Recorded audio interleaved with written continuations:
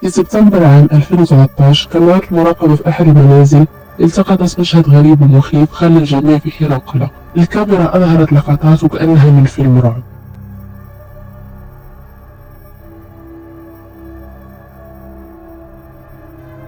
اللقطات تبين امرأة شكلها ضايعة قاعدة تتمشى حوالين البيت بدون هدف واضح، والشي اللي زاد الموضوع رعب إنه هالبيت متواجد في منطقة جبلية خالية تماما من السكان وبعيدة عن الطرق الرئيسية، يعني حتى لو أحد ضاع المفروض ما يوصل هالمنطقة بسهولة.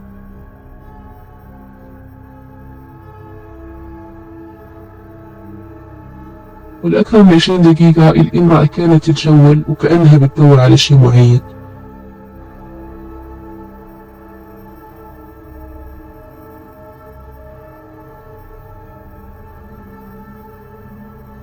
صاحب البيت قال إنه الجو يومها كان جدا بارد وما كان أبدا مناسب إنك تتجول في المنطقة تعتبر غابوية في وقت متأخر من الليل. اللحظة اللي خلت الموضوع أكثر غرابة هي لما قربت الامرأة من الكاميرا، كانت ماسكة دراعها وكأنها مصابة فيه. مع كل هذا ما حاولت أبدا تطلب المساعدة أو حتى تلتفت باتجاه البيت.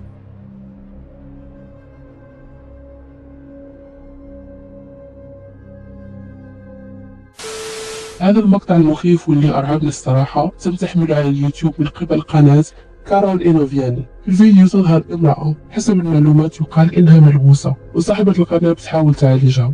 الامرأة كانت ملفوفة بحصيرة بشكل غريب وبعد لحظات بدأت تتصرف بطريقة مرعبة. شوفوا المقطع.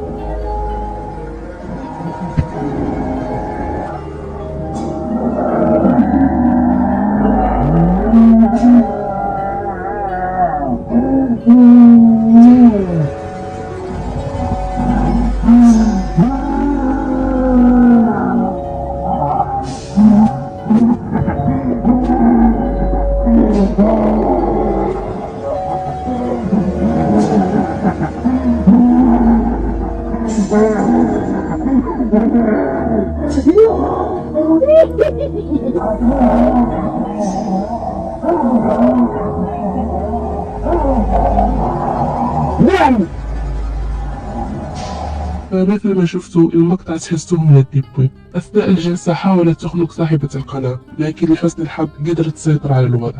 أنا شخصيا ما استوعبت الفيديو خصوصا إنه الوصف ما عطى أي تفاصيل وما في أي معلومات عن الحالة أو عن السبب اللي وصلها لكذا، وحتى اللغة اللي كانوا يتكلمونها كانت صعبة الفهم، فما قدرت أفسر وش اللي كان ينقال بالضبط. فإيش رأيكم بهذا المقطع؟ انتشر هذا الفيديو على وسائل التواصل الاجتماعي وتحديدا على تويتر، والمقطع القصير أظهر جثة داخل تابوت، والغريب والمرعب إنه الجثة كانت عيونها مفتوحة وفجأة أغمضت عيونها بطريقة تخوف.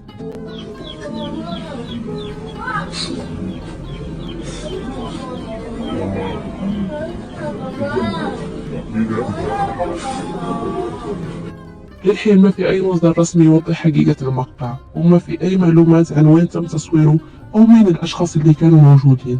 لو عندكم أي معلومات عن المقطع اكتبوا لي تحت في التعليقات. تم تصوير هذه الحادثة المرعبة من قبل أحد السكان بقرية هندية. في المقطع ظهرت امرأة غريبة تتسلق جدار أحد المنازل بطريقة مرعبة وكانت بتسوي حركات غريبة كأنها ملبوسة بروح شريرة. حسب كلام صاحب الفيديو فقال إنه ملامحها كانت مرعبة وما توحي أبدا إنها إنسان.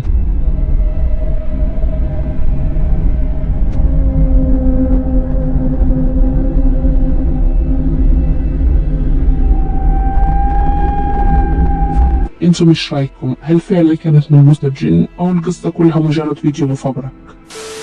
الزوج سجل لحظة مرعبة بعد ما لاحظ تصرفات غريبة من زوجته اللي كانت واقفة بالمطبخ.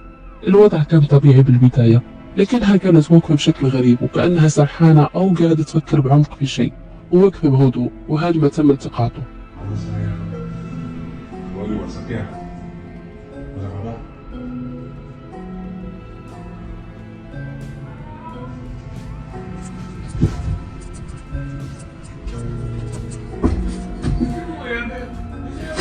Hah? Kok kamu di sini sih? Sumpah aku udah tahu aku tadi barusan banget. الزوج لما اقترب منها فجأة سمع صوت زوجته من داخل الغرفة، وركض بسرعة يشوف وش السالفة.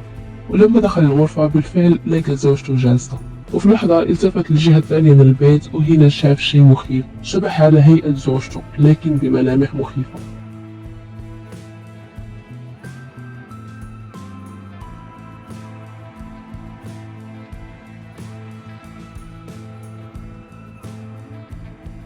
أبي أراكم حول هذا المقطع.